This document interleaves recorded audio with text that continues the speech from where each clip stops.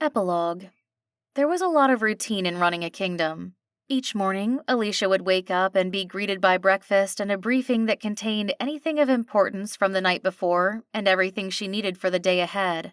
After she had finished, she would get dressed with the help of her assistants. Alicia usually spent mornings in meetings where elves argued about the state of the country. It used to be a lot of rich elven men. Not a single non-male elf sat on any of the councils. It turned out that it was an easy fix, as she had the power to remove people from their seats and replace them with whom she saw fit. The council members tried for treason for their cooperation with the former king were filled in by a more diverse group. Retta was the first appointed. Sisha, the head of the orphanage, had become the second. It was a start, but there was a lot more work to do before the in-between became an equitable place to live. Lunch was always a private affair. Alicia and Retta would meet up with Sadar and Kenny, and they would enjoy their hour together as their own unique family. Kenny would talk excitedly about what he would be learning in his afternoon training, where he worked with the most proficient tutors they could find.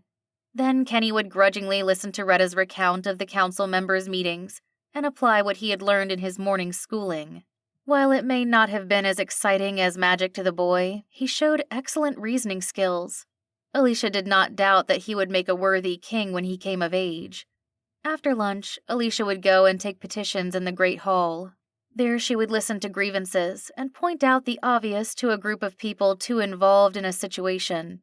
At times, the elves would remember that she was a magicless human and there would be problems, but for the most part they respected her decisions. It was apparent she didn't want power, and she had a unique way of seeing the world that became respected. It turned out she wasn't all that bad at being a regent. At night, she visited the library that Retta had built. They had opened it to the public most of the day, but for 2 hours it was closed to everyone except for her. She lived for these hours curled up in a soft chair, escaping in some adventure. Except not tonight. Tonight, she stared at the envelope in her hands. It was made of sturdy green paper and was sealed with an old-fashioned wax embossing. It was addressed to her mailbox in the human world, delivered to the palace by one of the royal carriers just this afternoon. The return address was from Christian. She had called him after things had settled down. She had made up a story about her informing on her old company and having to go into hiding. It hurt to lie to him, but she also knew she could not tell him the truth. Over the months they had exchanged letters. He was moving on with his life. The proof was in her hands. Finally, she opened the envelope. The wedding was only a few weeks off. He would understand why she couldn't come. It was better, really.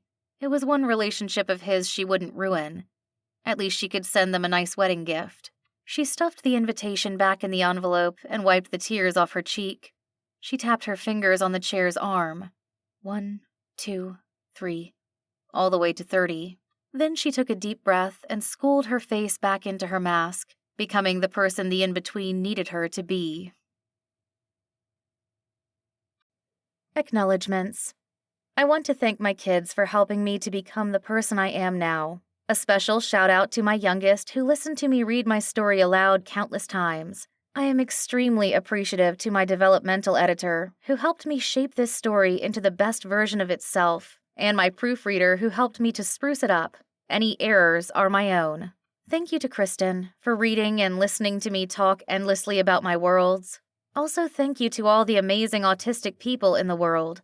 We are amazing, and we deserve more stories about us being amazing.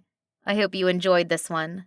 A huge thank you to my Bookstagram family. There is nothing more special than finding people who will talk about books with you.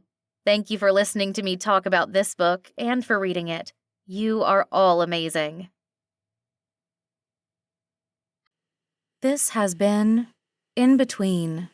Written by M.J. James. Narrated by Sky Alley.